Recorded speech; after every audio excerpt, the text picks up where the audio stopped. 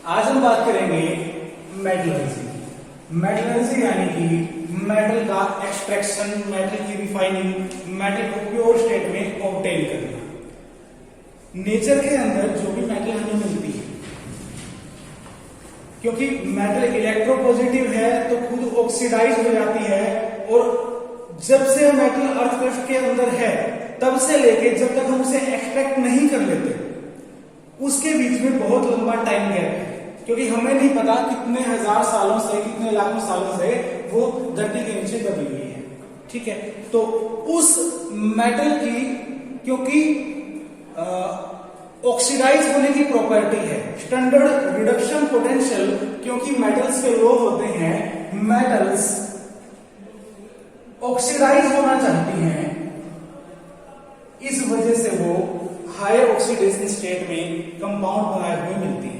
यानी pure state में बहुत कम मेटल है जो मिलती है, मैक्सिमम मेटल जो है वो कंपाउंड की फॉर्म में हमें मिलती है। तो जिस तरीके से हम उन्हें धरती से खोद के निकालते हैं, माइनिंग करते हैं, उस मटेरियल को बोलते हैं हम mineral. Mineral means any substance which is obtained by mining. धरती में खुदाई करके खदानों से जो हम निकालते हैं वो क्या है? मिनरल है। अब मिनरल के अंदर बहुत सारे कंपोनेंट होंगे, ऐसा तो है नहीं कि अकेली हमारी मेटल होगी या फिर मेटल का कंपाउंड होगा, उसके साथ मिट्टी भी होगी, बहुत सारी चीजें होगी। तो मिनरल उसके अंदर 0.5% भी आपका डिजायर्ड एलिमेंट एक्स हो सकता है और 95% भी आपका डिजायर्ड एलिमेंट एक्स हो सकता है।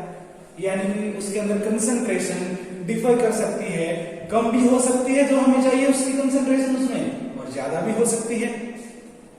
तो जो मिनरल हमें मिलता है माइन से, उससे हम क्या करते हैं? मेटलर्जी करते हैं और हम मेटल को एक्सट्रैक्ट करते हैं। जो मेटल हम एक्सट्रैक्ट कर रहे हैं, अगर हमारा एक्सट्रैक्शन का प्रोसेस करने के अंदर, एक्सट्रैक्शन का जो हमने प्रोसेस किया है, मिनरल से हम मेटल निकाल रहे हैं, अगर ये प्रोसेस इंडस्ट्रियल स्केल पे लाभ देने वाला, ठीक है ना, जिसका फायदा मिल सके, इस तरीके से है, फिर तो हम उस मिनरल को बोलेंगे ओर। यानी कि खदान से जो भी मिलेगा वो मिनरल है, लेकिन वो मिनरल जिससे हम लाभ कमा सके मेटल एक्सट्रैक्ट करके। यानी कि हमारे पास मान लिया कोई मिनरल ABC है, उस मिनरल से हमने प्रोसेस किया, प्रोसेस करने के बाद हमें मेटल मिल गई। अब मिनरल आपने लिया 1000 ग्राम यानी 1 किलोग्राम, और मेटल मिली हमें 50 ग्राम, और जो 50 ग्राम मेटल हमें मिली है इतने मिनरल से, इसकी प्रोसेसिंग की कॉस्ट मान लिया 2500 रुपीज है, और जो 50 ग्राम मेटल है ये 1200 रुपए की है। तो हमारा जो प्रोसेस है एक्सट्रैक्शन का वो महंगा पड़ गया और जो प्रोडक्ट है वो सस्ता रहे। यानी अगर किसी मिनरल से आपने मेटल निकाली, मेटलर्जी की कॉस्ट ज्यादा आ रही है और प्रोडक्ट की कॉस्ट कम है, तो आपको इसके एक्सट्रैक्शन से कोई फायदा नहीं होगा। ऐसे मिनरल जिनकी एक्सट्रैक्शन वाली जो कॉस्ट है, प्रोसेसिंग की जो कॉस्ट है वो ज्यादा हो और हमें कोई फायदा ना मिले, प्रोडक्ट की कॉस्ट कम हो, उनको तो हम सिर्फ मिनरल ही बोलेंगे कि इसके अंदर वो मेटल प्रेजेंट है जो आपको निकालना है। लेकिन अगर प्रोसेसिंग कॉस्ट 2500 रुपीज है और जो हमारा मेटल हमें मिली है वो 12000 रुपए की है, तो इस केस में हमारी जो प्रोसेसिंग कॉस्ट कम है और हमारे जो प्रोडक्ट है वो कीमती हमें मिल रहे हैं, तब वो फायदेमंद है। ऐसे मिनरल जिनसे एक्सट्रैक्शन फायदेमंद हो उनको और कहेंगे, बाकी मिनरल तो सारे हैं। ठीक है, अब मिनरल के अंदर मैंने बताया 0.5% से 95% तक आपका डिजायर्ड मैटर हो सकता है, डिजायर्ड एलिमेंट हो सकता है। मान लिया कोई एक मिनरल है जिसके अंदर एलिमेंट X 30% है और दूसरा मिनरल है उसके अंदर यही एलिमेंट X 70% है, तो हमारे लिए और कौन सी बेनिफिशियल होगी? जिसके अंदर 70% है, जिससे हम इजीली निकाल पाएंगे, जिसमें यील्ड ज्यादा आएगी, वो यूजफुल और है। ठीक है। अब जरूरी नहीं कि जिसमें परसेंटेज ज्यादा हो हम उसी को और बोले। कई बार परसेंटेज तो लो हो लेकिन उसके एक्सट्रैक्शन के अंदर कम आपको लागत लगानी पड़े और जो आपका प्रोडक्ट है वो ज्यादा फायदेमंद हो, उस केस में देखते हैं। देखो जब हम लोहे का एक्सट्रैक्शन करते हैं, आयरन का एक्सट्रैक्शन करते हैं, उसके अंदर आपको पता है जो मेटल आयरन है उसकी कीमत बहुत ज्यादा नहीं है। मेटल आयरन की कीमत बहुत ज्यादा नहीं है। आपके पास एक मिनरल है ABC और उससे आपको आयरन निकालना है। आपने आयरन निकाला 1 किलोग्राम के अंदर से आपको मान लिया 100 ग्राम आयरन मिल रहा है, ठीक है। और प्रोसेसिंग की कॉस्ट जो है इसकी वो मान लिया 500 रुपए है। 500 रुपए है। 500 रुपए में आप 1 किलोग्राम के अंदर से 100 ग्राम आयरन निकाल सकते हो उस कोर से, ठीक है, उस मिनरल से। एक दूसरा मिनरल है आपके पास, उसको मैं PQR नाम दे देता हूं। अगर उस मिनरल से मैं एक मेटल निकाल रहा हूं जिसका नाम है गोल्ड, ठीक है, और ये मिनरल 1 किलोग्राम है और इससे 50 ग्राम गोल्ड हमें मिल रहा है और प्रोसेसिंग कॉस्ट मान लिया है इसकी 5000, ठीक है। 1 किलोग्राम से 50 ग्राम मिलना और 1 किलोग्राम से 100 ग्राम मिलना, हम वैसे तो ये सोच सकते हैं कि ये अच्छा मिनरल होगा, लेकिन नहीं। मिनरल कितना अच्छा है, वो कितनी अच्छी और है, ये डिपेंड करता है कि जो प्रोडक्ट मिला है वो कितना बेनिफिशियल है। 100 ग्राम आयरन की कीमत कुछ भी नहीं और 50 ग्राम गोल्ड की कीमत बहुत ज्यादा है, 5 तोले सोना, ठीक है ना। चाहे अमाउंट कम मिल रहा है लेकिन ये बेनिफिशियल ज्यादा है, बेनिफिशियल ज्यादा है। इसकी लागत 500 रुपए, इसकी 5000 रुपए, लेकिन इसकी जो कीमत है वो बहुत ज्यादा है। तो ये अच्छी कोर साबित होगी, किसके लिए? गोल्ड के लिए। हालांकि आयरन के लिए अच्छी और साबित नहीं होगी क्योंकि ज्यादा लागत लगा के 100 ग्राम आयरन हमें मिला है, तो ये बेनिफिशियल नहीं है प्रोसेस, ये बेनिफिशियल है, ये अच्छी और कहते हैं, ठीक है। तो और क्या है, मिनरल क्या है, ये कंसेप्ट शायद आपके समझ में आ गया होगा। जो मिनरल है यानी जो नेचर से हमें मेटल वगैरह मिलते हैं वो 2 फॉर्म में हो सकते हैं, या तो वो एलिमेंटल फॉर्म में होंगे। एलिमेंटल फॉर्म का मतलब जो लीस्ट रिएक्टिव मेटल हैं वो जब लाखों सालों में भी रिएक्शन नहीं करेंगे तो एज इट इज हमें मिल जाएंगी, एज इट इज मिल जाएंगी। तो जो एलिमेंटल फॉर्म में मिलते हैं वो है गोल्ड, प्लेटिनम। मैक्सिमम जो है वो कंपाउंड के फॉर्म में मिलते हैं क्योंकि मेटल तो रिएक्टिव है ही, कुछ एक मेटल है जो रिएक्टिव नहीं है जैसे गोल्ड और प्लेटिनम, बाकी तो सारे रिएक्टिव हैं। आयरन तो आपको पता है थोड़ी देर बाद भी जंग लग जाएगा। आपने गर्म आयरन लिया, उसके पास अगर मॉइस्चर होगा तो थोड़ी देर में जंग पकड़ लेगा, ठीक है। तो जो बाकी होंगे वो कंपाउंड फॉर्म में मिलेंगे। अब कंपाउंड किस किस फॉर्म में मिल सकते हैं? कंपाउंड बेसिकली 3 फॉर्म में हमें मिलते हैं। एक है हैलाइड फॉर्म, यानी जब मेटल का हैलोजन से बॉन्ड बना हुआ। सेकंड फॉर्म है सल्फाइड फॉर्म। सल्फाइड फॉर्म यानी कि जब मेटल का सल्फर से बॉन्ड बना हुआ हो, पायराइड जो है जिन्हें पायराइड कहते हैं, वो सल्फाइड और में आते हैं। जो थर्ड है वो है ऑक्सीडाइज्ड। ऑक्सीडाइज्ड का मतलब क्या है कि ऑक्सीजन से अटैचमेंट होगी, लेकिन ऑक्सीजन मेटल के साथ साथ किसी और से भी बाउंड हो सकती है। यानी जो ऑक्सीडाइज्ड फॉर्म है ना, जो ऑक्सीडाइज्ड फॉर्म है ये फर्दर कई टाइप की हो सकती है, लाइक सल्फेट। सल्फेट के अंदर क्या होगा? SO4 होगा, SO4 नेगेटिव, बाइंडिंग तो ऑक्सीजन की तरह है, ऑक्सीजन की वजह से, लेकिन सल्फर भी इंक्लूड है, ठीक है।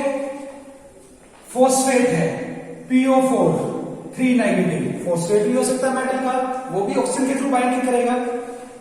कार्बोनेट है CO3 2 नेगेटिव, ये भी ऑक्सीजन के थ्रू बाइंड करता है। बेसिक से यूनिट कार्बोनेट है लेकिन बाइंडिंग जो होगी मेटल से वो तो ऑक्सीजन के थ्रू है, या फिर सिंपल ऑक्साइड भी हो सकता है, जैसे FeO के अंदर आयरन ऑक्सीजन से बाइंड है, Fe2O3 है, Al2O3 है, ये एक एग्जांपल है, ठीक है। तो ऑक्सीडाइज्ड फॉर्म फर्दर 4 टाइप की है। यानी कि आपको जो नेचर में मिलेगा वो प्योर मिलने के चांसेस तो बहुत कम है। कुछ एक एलिमेंट है जो प्योर फॉर्म में मिलेंगे, बाकी सारे कंपाउंड की फॉर्म में मिलेंगे। वो हैलाइड भी हो सकते हैं, सल्फाइड भी, या फिर ऑक्सीडाइज्ड फॉर्म भी ये हो सकती है। अब बात करते हैं इनके एक्सट्रैक्शन की कि कैसे इनसे हम प्योर मेटल ऑब्टेन करें, कैसे प्योर मेटल ऑब्टेन करें। तो जो मेटलर्जी जो प्रोसेस है इसके कुछ एक बेसिक पार्ट हैं जो हमें जानने पड़ेंगे। The first part is mining, यानी कि सबसे पहला काम है उसे धरती से खोद के निकालना। ठीक है, माइनिंग के बाद सेकंड काम है कंसंट्रेशन। कंसंट्रेशन का मतलब क्या है? आपके पास एक ओर है जिसके अंदर 50% आपके डिजायर्ड मेटल है, और आपको जब एक्सट्रैक्शन करना है, जब आप केमिकल प्रोसेस वगैरह उसके साथ करना चाहते हो, उसका रिडक्शन करना चाहते हो, तो उस टाइम बहुत ज्यादा कॉस्ट लगेगी। अगर वहां पे आप एक एक करके ऐसे एलिमेंट को सेपरेट करोगे, तो उससे पहले आपको चाहिए जो 50% है उसको कैसे न कैसे करके इंप्योरिटी हटाई जाए और वो 50 के बजाय 70-80% हो जाए। ठीक है, तो वो जो प्रोसेस है जिसके अंदर हम कंसंट्रेशन बढ़ाते हैं उस एलिमेंट की, यानी कि इंप्योरिटी की जो अमाउंट है वो उस ओर के अंदर से कम कर सकते हैं किसी फिजिकल या केमिकल प्रोसेस से। वो जो प्रोसेस है वो क्या है? कंसंट्रेशन है। कंसंट्रेशन के बाद थर्ड है ऑक्सीडेशन। जो ऑक्सीडेशन प्रोसेस है उसके अंदर हम लोअर ऑक्साइड से हायर ऑक्साइड में, सल्फाइड से या हैलाइड से ऑक्साइड में कन्वर्ट करते हैं। यानी हैलाइड होगा तो भी उसको ऑक्साइड की फॉर्म में लाने की कोशिश करेंगे, सल्फाइड को भी ऑक्साइड की फॉर्म में लाने की कोशिश करेंगे, और बाकी जो फॉस्फेट या सल्फेट है उनकी भी कोशिश करेंगे वो ऑक्साइड की फॉर्म में आ जाए। और जो लोअर ऑक्साइड है उसको हायर ऑक्साइड में, जिसकी ऑक्सीडेशन स्टेट कम है, उससे हायर ऑक्साइड में कन्वर्ट करने की कोशिश करते हैं। इसके पीछे वजह है कि जो हायर ऑक्साइड है उनका रिडक्शन थोड़ा सा इजी है। अब इजी कैसे है वो हम देखते हैं। ऑक्साइड्स का जो रिडक्शन है वो इजी है, यानी कि ऑक्सीडेशन के बाद जब हम उन्हें ऑक्सीडाइज्ड फॉर्म में कन्वर्ट कर लेंगे, उसके बाद फर्दर अगला प्रोसेस है रिडक्शन।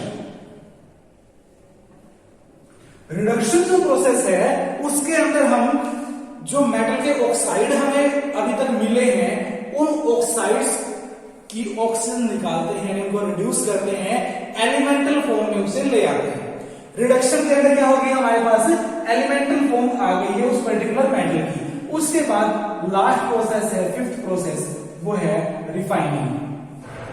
रिफाइनिंग के अंदर जो इंप्योरिटी बच गई है मेटल बनने के बाद उनको दूर किया जाता है। ठीक है, तो ये 5 बेसिक प्रोसेस हैं किसके? मेटलर्जी के। सबसे पहला माइनिंग, खोद के निकालना। उसके अंदर कोई केमिकल प्रोसेस नहीं है तो केमिस्ट्री के पर्पज से हम उसको नहीं पढ़ने वाले। बात करेंगे कंसंट्रेशन की। कंसंट्रेशन के लिए 2 तरह के मेथड यूज किए जाते हैं। फर्स्ट है फिजिकल मेथड और दूसरा है केमिकल मेथड। फिजिकल मेथड जिनके द्वारा हम कंसंट्रेट कर सके उस ओर को, उस पर्टिकुलर मेटल के लिए।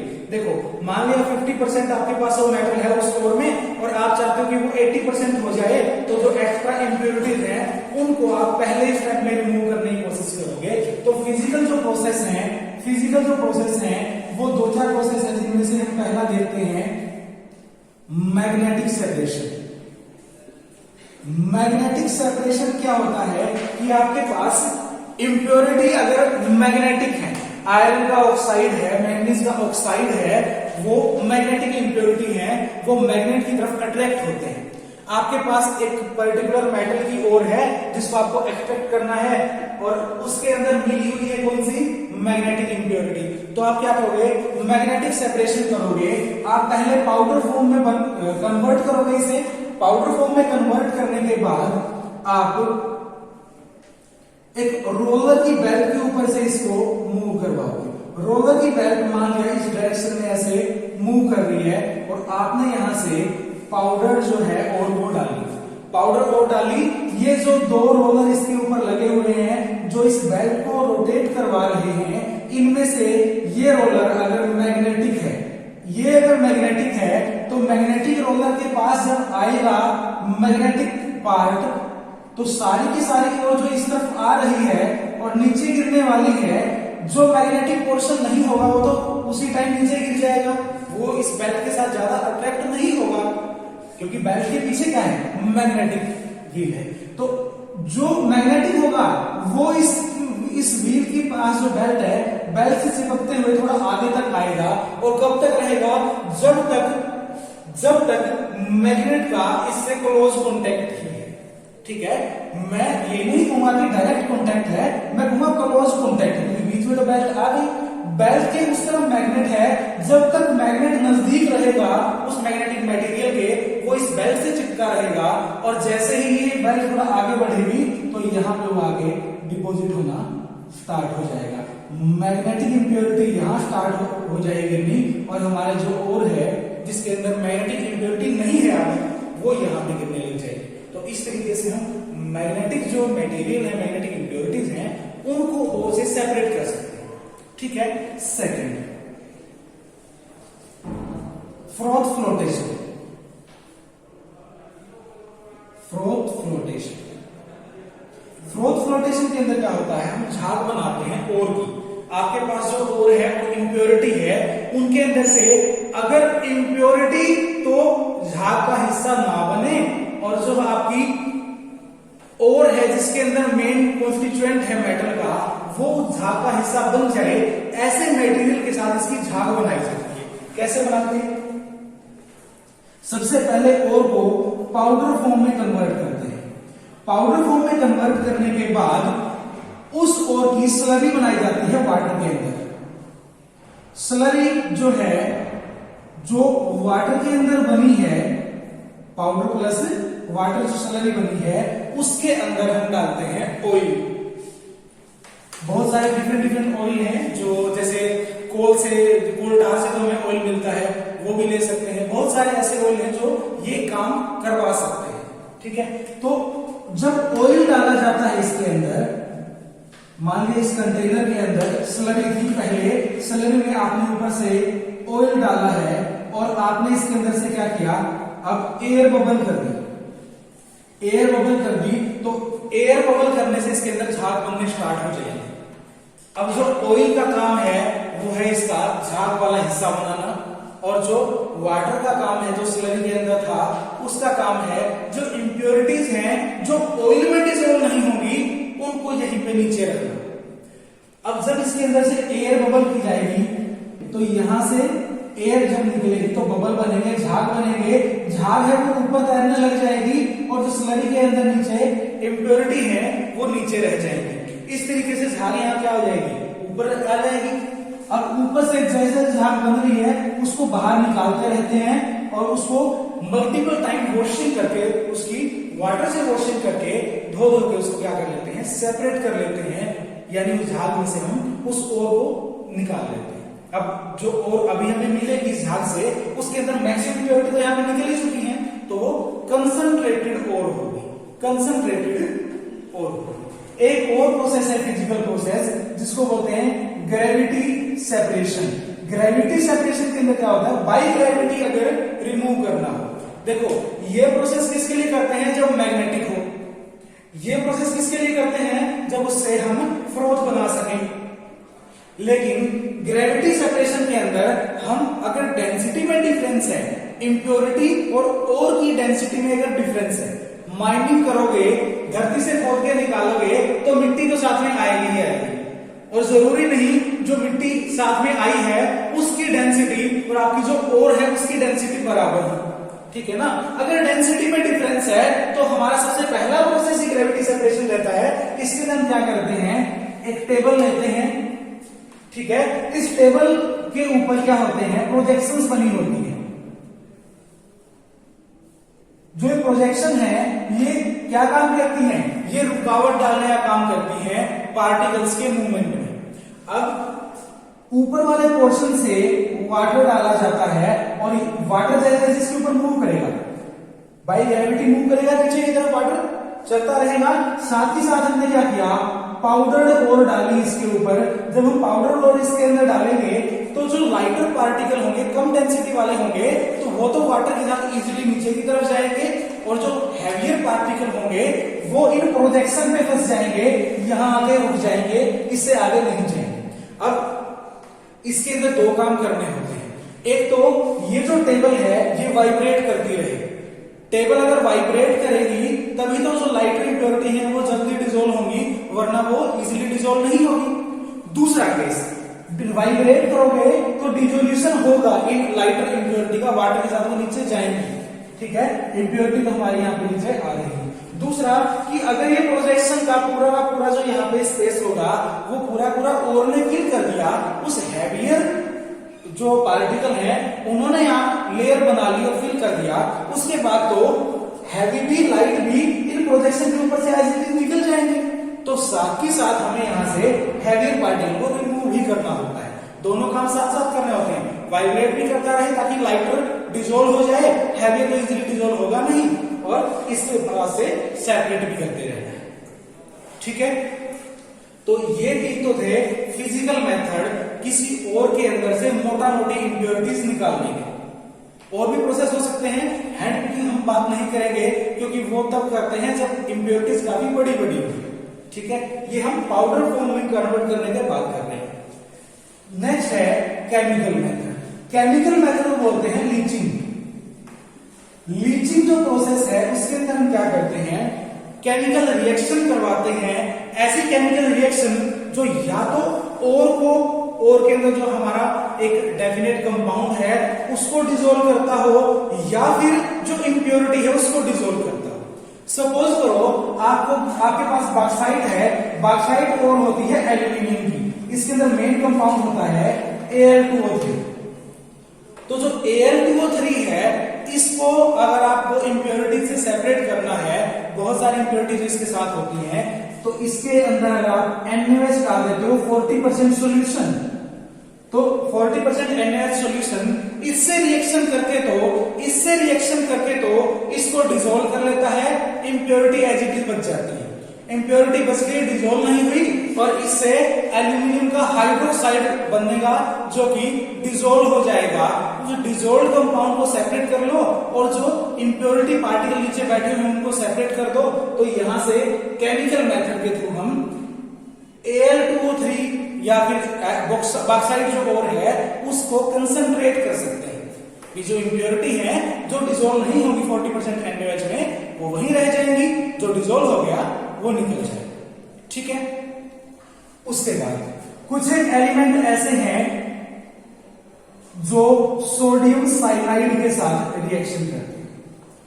सोडियम साइनाइड के साथ रिएक्शन करके कोई मेटल अपनी ओर में से इससे रिएक्शन करके डिसॉल्व होने वाला कंपाउंड बना ले, और बाकी जो इंप्योरिटी है वो NaCN के साथ कोई रिएक्शन ना करे तो वो नीचे बैठ जाएंगी, और जो आपकी मेटल है वो डिसॉल्व हो जाएगी और उसको आप सेपरेट कर पाओगे। तो केमिकल मेथड में क्या होगा, एक केमिकल रिएक्शन होगी जिसकी वजह से हम इंप्योरिटी को और के उस कंपाउंड को जिसके अंदर आपका मेटल है उनको सेपरेट कर सकते हैं। ठीक है, तो इस तरीके से physical method and chemical method से हम और को कंसंट्रेट करते हैं। अब जो फ्लोटेशन प्रोसेस है इसके अंदर दो तरह के सब्सटेंस यूज किए जाते हैं, एक होता है एक्टिवेटर, दूसरा है डीएक्टिवेटर। एक्टिवेटर वो मटेरियल होता है जिसको डालने के बाद और का कोई डेफिनेट कंपाउंड, भाई ये वाला कंपाउंड वो क्या करेगा, उस झाग के अंदर आना शुरू हो जाएगा। यानी जो खुद से झाग नहीं बना पा रहा था, जो ऑयल और वाटर के बीच में लटक नहीं रहा था, वो सीधा स्लरी में पड़ा हुआ था, वो उस एक्टिवेटर कंपाउंड की मदद से सरफेस टेंशन चेंज होकर क्या करेगा, उस झाग के अंदर बन जाएगा, आ जाएगा, झाग का पार्ट बन जाएगा, उस फ्रोथ का पार्ट बन जाएगा ताकि वो सेपरेट किया जा सके। लेकिन कई बार क्या होता है, ऐसी इंप्योरिटी भी होती है जो इसके साथ साथ उस एलिमेंट के साथ साथ उस एलिमेंट के ऑक्साइड या सल्फाइड के साथ साथ क्या करते हैं, खुद भी आ जाते हैं फ्रोथ के अंदर। तो उस केस में हमें क्या करना होता है, जो इंप्योरिटी है उसको फ्रोथ में आने से रोकना है। तो उसको आने से रोकने के लिए डीएक्टिवेटेड टाइप के कंपाउंड डाले जाते हैं। ये सब ऑर्गेनिक और इनऑर्गेनिक मॉलिक्यूल्स ही हैं, ऑर्गेनिक और इनऑर्गेनिक मॉलिक्यूल्स ही हैं। तो वो क्या करेगा, वो इंप्योरिटी के ऊपर कोटिंग कर देगा डीएक्टिवेटर और वो उसको फ्रोथ में आने से रोक लेगा। यानी दो चीजें हैं आपके पास, एलिमेंट ए और एलिमेंट बी। एलिमेंट ए आपका डिजायर्ड मेटल है और बी है आपका मान लिया इंप्योरिटी। एलिमेंट ए का कंपाउंड भी फ्रोथ में आ रहा था, एलिमेंट बी का भी। एलिमेंट ए की फ्रोथ बनने के चांसेस ज्यादा थे, एलिमेंट बी के कम थे। आपने क्या किया, जो इंप्योरिटी है जिसके चांसेस पहले से ही कम है उसको फ्रोथ में आने से बिल्कुल रोकना है, ताकि हमारे पास जो कंसंट्रेटेड और आएगी, जो फ्रोथ आएगी उसके अंदर हमारा डिजायर्ड कंपाउंड हो, इंप्योरिटी ना हो। तो आप डीएक्टिवेटेड कंपाउंड डालोगे, वो इसको फ्रोथ में आने से रोकेगा, इसको भी, लेकिन जिसके पहले ही चांस कम हो बिल्कुल रुक जाएगा। जिसके चांस ज्यादा है वो हम थोड़ा सा फिजिकल प्रोसेस में ज्यादा एयर बबल करके निकाल लेंगे। इस तरीके से एक्टिवेटर और डीएक्टिवेटर जो कंपाउंड है वो फ्रोथ फ्लोटेशन में सेलेक्टिव फ्रोथ फॉर्मेशन में हेल्प करते हैं, सेलेक्टिव फ्रोथ फॉर्मेशन। ठीक है, तो ये जो प्रोसेस है ये क्या है, कंसंट्रेशन। अब कंसंट्रेशन आपने कर दी, कंसंट्रेशन के बाद आपको क्या करना है, उसका ऑक्सीडेशन करना है। ऑक्सीडेशन का मतलब ये नहीं है कि आपने उसको ऑक्सीजन से रिएक्शन करवानी है। एक्चुअल में ये जो ऑक्सीडेशन प्रोसेस है ये दो पार्ट्स में डिवाइडेड है। एक है रोस्टिंग और दूसरा है कैल्सिनेशन। रोस्टिंग और कैल्सिनेशन वो दो प्रोसेस हैं जिनके अंदर हम बाकी टाइप के जो कंपाउंड है हैलाइड सल्फाइड, उनसे ऑक्सीडाइज्ड फॉर्म में कन्वर्ट करते हैं। क्यों करते हैं, क्योंकि ऑक्सीडाइज्ड फॉर्म का जो रिडक्शन है वो इजी है। वो इजी क्यों है वो हम एलिंगम डायग्राम में देखेंगे। तो जो कंसंट्रेटेड ओर है उसके ऊपर हम दो प्रोसेस करते हैं, एक है रोस्टिंग, दूसरा है कैल्सिनेशन। रोस्टिंग का मतलब है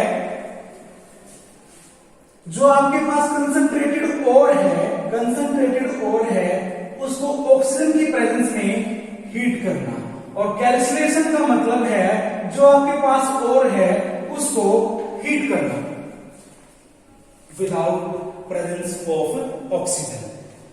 यानी एक प्रोसेस है ऑक्सीजन की प्रेजेंस में हीट करना, दूसरा ऑक्सीजन की अब्सेंस में हीट करना। रोस्टिंग वर्ड आपने पहले भी सुना होगा, कहते हैं ना ब्रेड को रोस्ट कर दिया, मतलब एयर की प्रेजेंस में हीट कर दिया।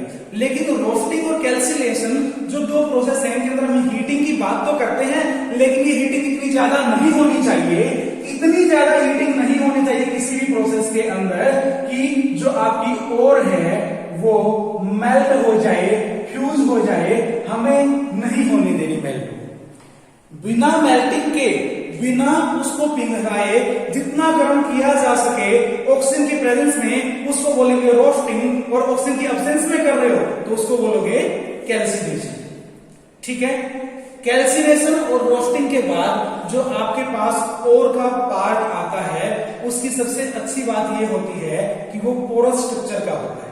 अब जो पोरस स्ट्रक्चर वाली हमारी ओर है, पहले माइनिंग की थी, फिर कंसंट्रेट की, फिर या तो रोस्टिंग करेंगे या कैल्सिनेशन, दोनों एक साथ नहीं करते, या तो रोस्टिंग करते हैं किसी की या फिर कैल्सिनेशन करते हैं। जो इनसे प्रोडक्ट आएगा उसका हम रिडक्शन करेंगे। अब रिडक्शन करने के लिए वैसे तो कई मेथड हैं, लेकिन ये माना जाता है कि मेटल का जो ऑक्साइड है, MXO मैंने लिखा है, इसका मतलब है कि मेटल किसी भी प्रोपोर्शन में हो सकती है ऑक्सीजन के साथ। जो मेटल का ऑक्साइड है अगर कार्बन से रिएक्शन कराओगे तो हो सकता है मेटल मिले और कार्बन डाइऑक्साइड मिले, या फिर मेटल मिले कार्बन मोनोऑक्साइड मिले, या फिर मेटल का जो साइड है उसको अगर कार्बन मोनोऑक्साइड से हीट करो तो मेटल प्लस कार्बन डाइऑक्साइड मिले। ये तीनों रिएक्शन फिजिबल, ठीक है। यानी कि कार्बन और carbon monoxide as a reducing agent use किए जा सकते हैं, बट किसके साथ कौन सा यूज किया जाएगा, कौन सा इजी प्रोसेस है, कौन सा फिजिबल प्रोसेस है, उसको बताते हैं थर्मोडायनेमिक्स। किसी भी फिजिबल प्रोसेस के लिए, किसी भी फिजिबल प्रोसेस के लिए डेल्टा जी जो है वो नेगेटिव होनी चाहिए। कोई प्रोसेस कभी कब फिजिबल होगा, जब उसके लिए डेल्टा जी की वैल्यू नेगेटिव आएगी। अब डेल्टा जी आपको पता किसके इक्वल होती है, minus R T log natural K, where K is equilibrium constant, या फिर delta G equal to delta H minus T delta S, where delta G gives free energy change, delta is the enthalpy change, T is the temperature it is reaction is taking place, and delta is the entropy change, entropy change, ठीक है। अगर मैं first वाली equation की बात करूं, ये कब बता रही है, ये तब बता रही है डेल्टा जी की वैल्यू जब इक्विलिब्रियम है, वहां पे जब इक्विलिब्रियम है। तो जो ये वाली इक्वेशन है, इक्वेशन नंबर 1, ये कब बता रही है, जब इक्विलिब्रियम हो। के क्या है, इक्विलिब्रियम कांस्टेंट। अगर ये वाली रिएक्शन हो रही है, मान लिया हम इसको एक रिएक्शन मान लेते हैं जिसकी हम बात कर रहे हैं, इसके लिए जो इक्विलिब्रियम कांस्टेंट होगा के वो किसके इक्वल होगा, प्रोडक्ट की कंसंट्रेशन डिवाइड बाय रिएक्टेंट की कंसंट्रेशन, इसके इक्वल होगा।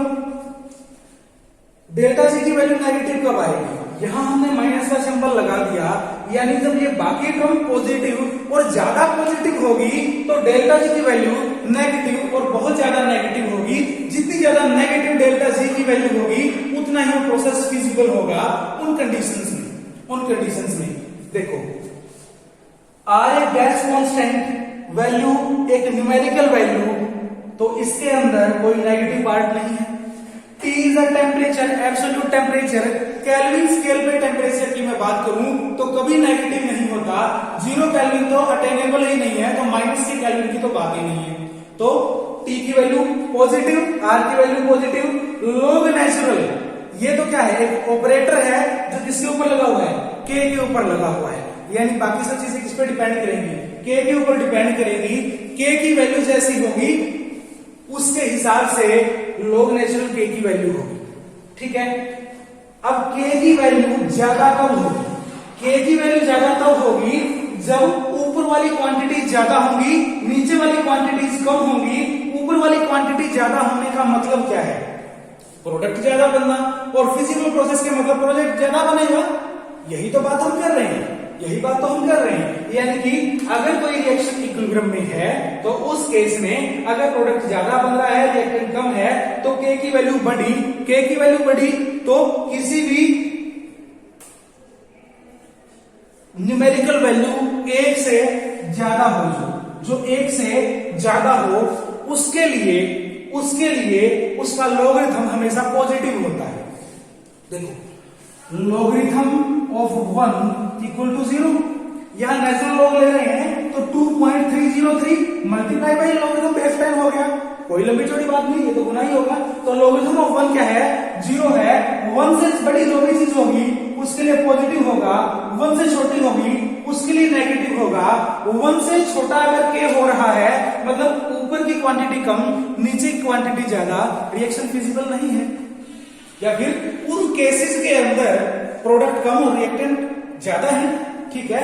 यानी K की वैल्यू जितनी बड़ी होगी उतनी ही डेल्टा जी नेगेटिव आएगी। ये बड़ी positive value, positive positive positive, इस पॉजिटिव के आगे माइनस लग गया, डेल्टा जी की वैल्यू नेगेटिव, रिएक्शन फिजिबल।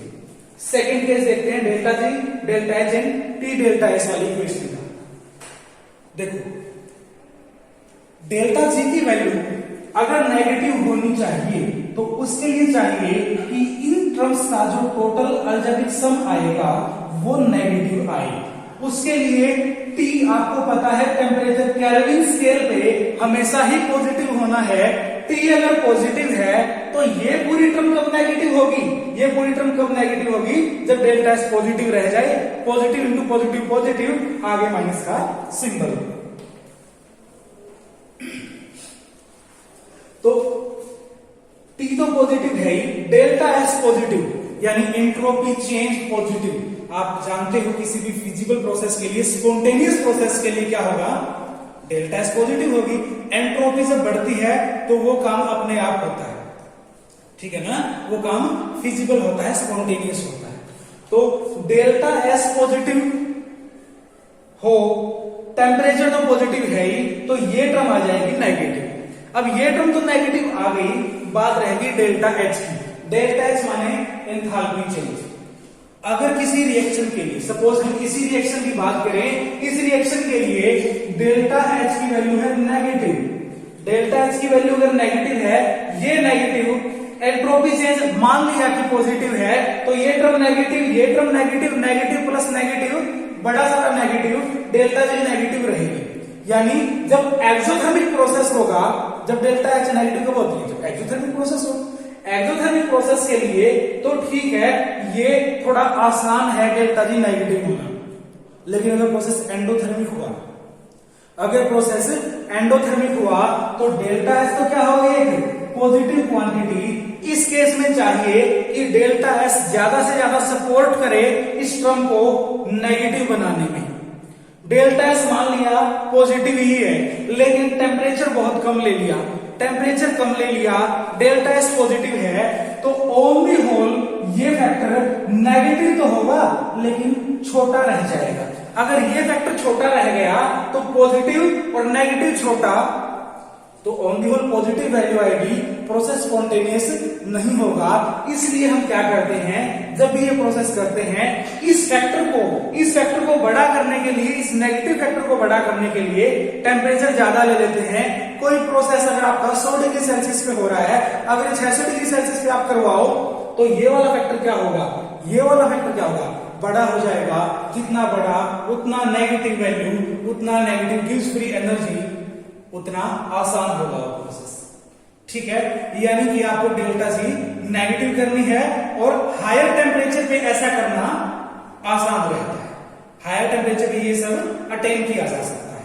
अब बात करते हैं कि किस एलिमेंट के लिए, किस ऑक्साइड के लिए हम कार्बन से रिएक्शन करवाएं, किसके लिए हम कार्बन मोनोऑक्साइड से रिएक्शन करवाएं और कितने टेम्परेचर पे कराएं।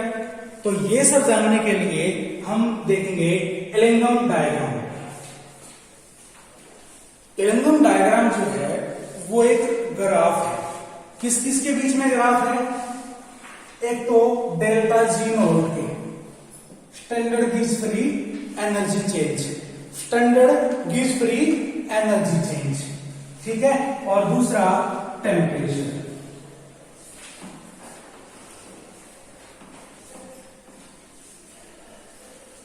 लेफ्ट टू राइट जो है वो टेम्परेचर इंक्रीज हो रहा है, टेम्परेचर इंक्रीज हो रहा है। आप इसे केल्विन स्केल पे ले लो या सेल्सियस स्केल पे ले लो, दोनों स्केल लीनियर है, दोनों क्या है, लीनियर स्केल है।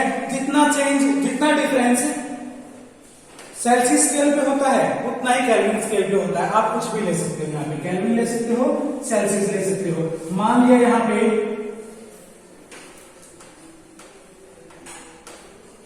0 डिग्री सेल्सियस, यहां पे 200 डिग्री सेल्सियस, यहां पे 400 डिग्री सेल्सियस, यहां पे 600 डिग्री सेल्सियस, यहां पे 800 डिग्री सेल्सियस, और आगे तक ये ग्राफ आगे तक जाएगा, ठीक है।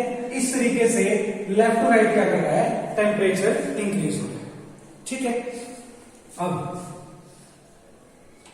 टॉप टू डाउन जो है, टॉप टू डाउन है, ये किसके लिए है, standard gives free energy change के लिए। और जो यहां पे है ये वैल्यू है 0, डाउन जाओगे आप इस लाइन पे तो यहां पे चेंज होगा माइनस में, यानी यहां पे 0 है स्टैंडर्ड गिव्स फ्री एनर्जी, या -200, यहां -400, यहां -600, यहां -800, यहां -1200 एंड सो ऑन। ठीक है, यानी ऊपर से नीचे आ रहे हैं, स्टैंडर्ड गिब्स की एनर्जी कम होती जा रही है, लेफ्ट राइट जा रहे हैं, टेम्परेचर इंक्रीज होता जा रहा है। जो एलिंगम डायग्राम है उसके ऊपर एलिंगम में ये सभी वैल्यूज अलग अलग रिएक्शंस के लिए प्लॉट की, रिएक्शंस के लिए। जैसे कि अगर एल्यूमिनियम ऑक्साइड की बात की जाए, एल्यूमिनियम ऑक्साइड का जो ग्राफ है वो इस तरीके से आता है, ठीक है। क्रोमियम ऑक्साइड का जो ग्राफ है वो इससे ऊपर इस तरीके से आता है, ठीक है। जो कार्बन से कार्बन डाइऑक्साइड बनने का प्रोसेस है उसके लिए ग्राफ अराउंड 400 पे कांस्टेंट रहता है, ठीक है। अब ये ग्राफ किस रिएक्शन के लिए बनाए गए? ये सारे के सारे जो लाइन ड्रा की गई हैं ये की गई हैं element plus oxygen at 1 atmospheric pressure forming oxide. वो मोनोऑक्साइड भी हो सकता है, डाइऑक्साइड भी, लेकिन 1 एटमॉस्फेरिक प्रेशर के ऊपर या फिर किसी बुक में किसी ग्राफ में हाफ एटमॉस्फेरिक प्रेशर के ऊपर। लेकिन जब भी एक डायग्राम ड्रा किया गया है तो उसके लिए हर एक केस में अगर आप कोई भी एलिमेंट लोगे, हर एक केस में ऑक्सीजन की कंसंट्रेशन जो है वो सेम रख के ऑक्साइड बनाए और तब आपने डेल्टा जी नॉट की वैल्यू देखी, ठीक है। तो जैसे मैं बात करूं एल्यूमिनियम के लिए, तो aluminium plus oxygen Al2O3, carbon plus oxygen CO2। जो कार्बन प्लस ऑक्सीजन CO2 है वो ये वाली है, लेकिन कार्बन प्लस ऑक्सीजन वो जो है वो लाइन नीचे दिख रही है। बाकी जो भी आपकी मेटल्स हैं, चाहे वो क्रोमियम हो, क्रोमियम प्लस O2 Cr2O3, मैंने रिएक्शंस को बैलेंस नहीं किया है लेकिन बैलेंस रिएक्शन आप लिख सकते हो। ये किसके लिए है? Chromium plus oxygen Cr2O3। Metals के लिए ये जो कर्व आ रहे हैं, ग्राफ आ रही है, ऊपर की तरफ जा रहे हैं, इस डायरेक्शन में है। और कार्बन मोनोऑक्साइड के लिए ये नीचे की तरफ है, कार्बन से कार्बन डाइऑक्साइड बनने के लिए ये बिल्कुल पैरेलल है, -400 वैल्यू, ठीक है। अब इससे हमें पता क्या लगेगा? देखो, ये gives standard gives free energy change की बात कर रहा है उस टेम्परेचर पे, ठीक है, डेल्टा जी नॉट की बात कर रहा है। अब मान लिया मैं 600 डिग्री सेल्सियस की बात करूं, 600 डिग्री सेल्सियस के ऊपर, 600 डिग्री सेल्सियस के ऊपर एल्यूमिनियम से ऑक्सीजन की रिएक्शन होके Al2O3 बनने की जो प्रोसेस है उसके लिए ये जो लाइन है बता रही है standard gives free energy change, ठीक है। और क्रोमियम से ऑक्सीजन की रिएक्शन में Cr2O3 बनने की लाइन ये वाली है, ठीक है। अगर मैं 600 डिग्री सेल्सियस की बात करूं तो ये पॉइंट एल्यूमिनियम के लिए होगा और ये पॉइंट होगा किसके लिए? क्रोमियम के लिए, ठीक है। क्रोमियम के लिए, क्रोमियम वाले के लिए जो उस टाइम पे स्टैंडर्ड गिव्स फ्री एनर्जी होगी वो इसके कोरस्पॉन्डिंग होगी और एल्यूमिनियम वाले के लिए इसके कोरस्पॉन्डिंग होगी, ठीक है।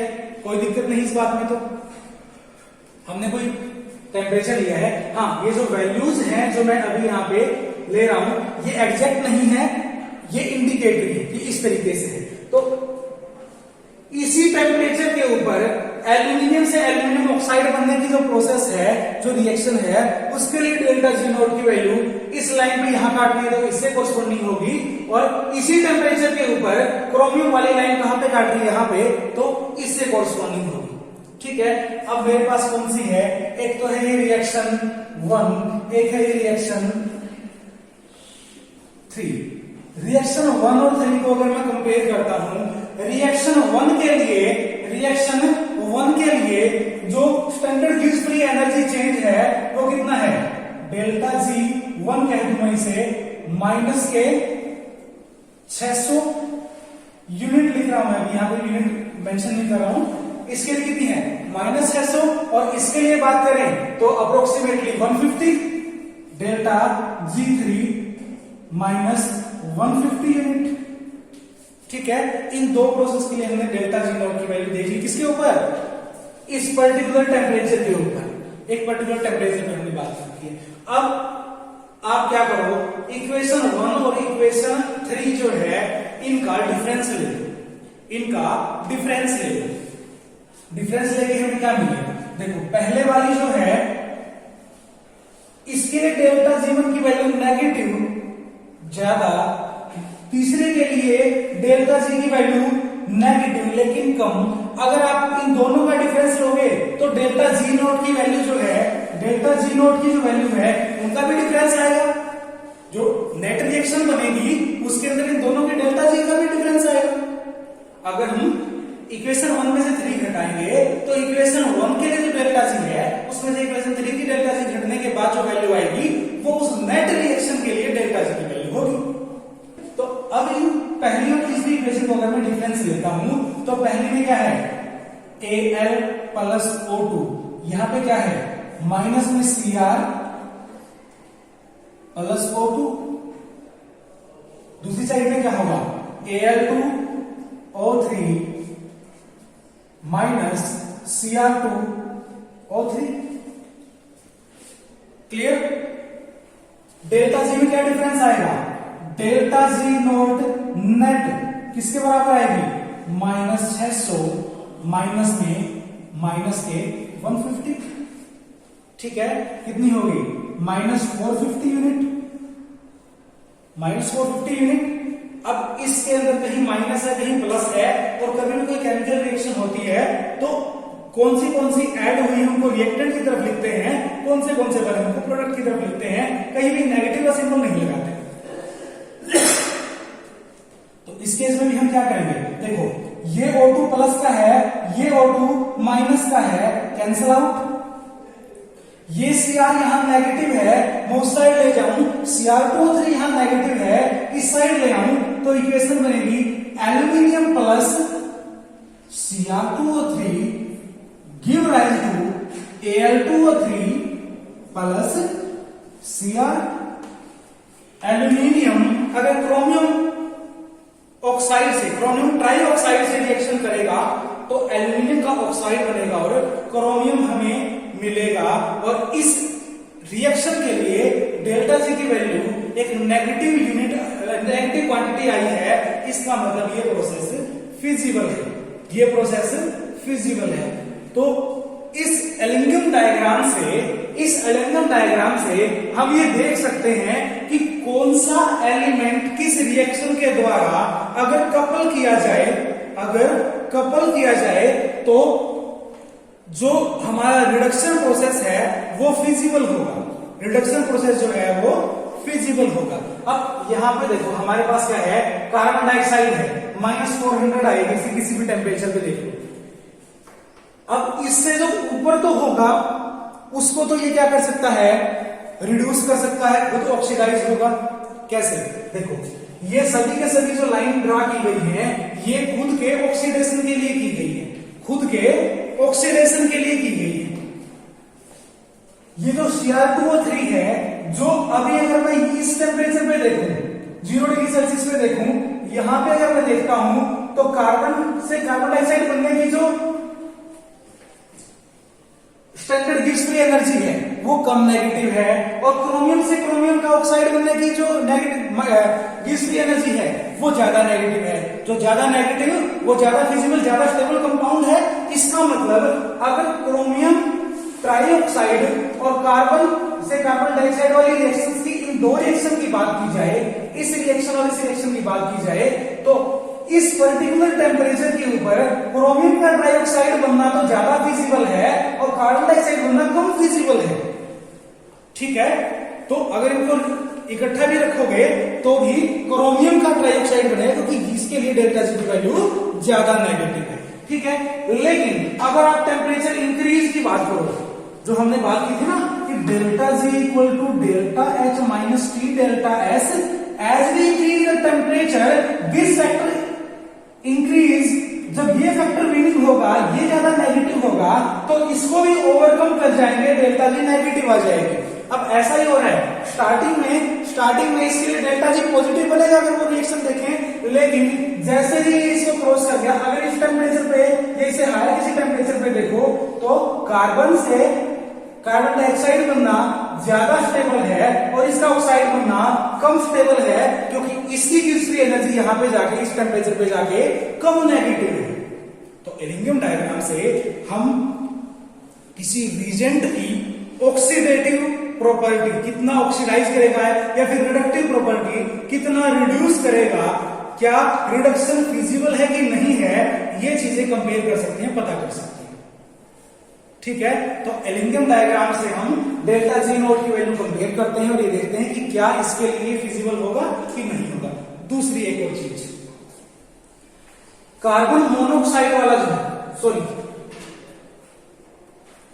Carbon plus oxygen give right to carbon monoxide, ये वाला जो है ना, ये carbon plus oxygen give right to carbon monoxide, ये वाला है। ठीक है, carbon monoxide, carbon plus oxygen carbon monoxide.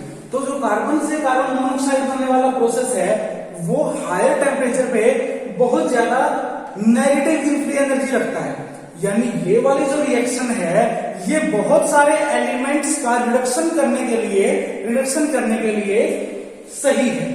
Carbon dioxide तो अपने से ऊपर वालों का करेगा, कार्बन से कार्बन डाइऑक्साइड वाली रिएक्शन है, इसके थ्रू तो हम ऊपर वालों की कर सकते हैं, लेकिन इसकी जो डेल्टा जी नोट है, इसकी एनर्जी है बहुत ज्यादा नेगेटिव होने की वजह से ग्राफ में जो यहां भी लाई करते हैं उन सभी के लिए भी रिडक्शन करवाने के लिए हम इस टेम्परेचर पे जाके इस इक्वेशन का, इस रिएक्शन का सहारा ले सकते हैं। अब दिक्कत क्या आती है? दिक्कत यह आती है कि कुछ एक एलिमेंट ऐसे हैं जो हायर टेम्परेचर पे हम रिडक्शन तो करवा सकते हैं, रिडक्शन तो करवा देंगे, लेकिन वो एलिमेंट उस हायर टेम्परेचर पे जो कोक हमने लिया है, कार्बन हमने लिया है, उस कार्बन के साथ रिएक्शन करके AXC यानी कि कार्बाइड बना लेंगे। उस एलिमेंट के साथ कार्बन की रिएक्शन हो जाएगी, कार्बाइड हमें मिलेगा, और हमें तो यह रिडक्शन करवा के प्योर मेटल चाहिए है। तो कुछ एक प्रोसेस ऐसे हैं जिनमें इस चीज का ध्यान रखना पड़ता है। जब मेटल बहुत ज्यादा रिएक्टिव हो, जब मेटल कार्बाइड बनाने की ज्यादा टेंडेंसी रखती हो, उस केस में हम कार्बन के थ्रू उसका रिडक्शन नहीं करवाते, उसका गैसेस फॉर्म में कार्बन मोनोऑक्साइड से ऐसे रिडक्शन करवाना है वो करवाते हैं। Carbon monoxide plus oxygen give rise to carbon dioxide, वो प्रोसेस हम यूज करते हैं। क्लियर है? तो आज के लिए इतना ही।